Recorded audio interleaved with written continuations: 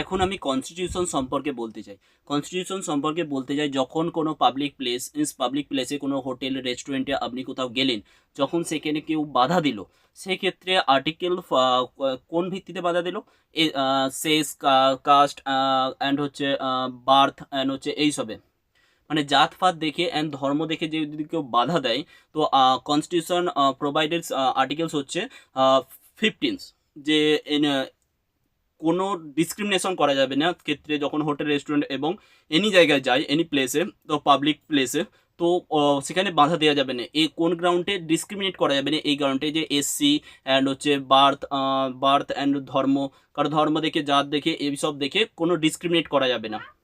Any সবাই সেখানে ঢুকতে পারে। অ্যান্ড হচ্ছে কনস্টিটিউশন আর্টিকেল 16, কনস্টিটিউশন আর্টিকেল 16 এটাই বলছে, কোনো গভর্নমেন্ট যদি কোনো ক্ষেত্রে যদি এমপ্লয়মেন্ট নিয়োগ করে, সেক্ষেত্রে জন্মগত বা এসসি, জাত ধর্ম এইসব দেখে ডিসক্রিমিনেটেড করা যাবে না।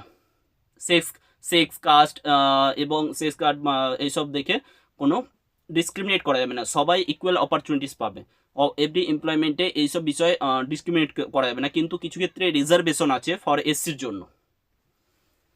আজকে কনস্টিটিউশনে এতটাই।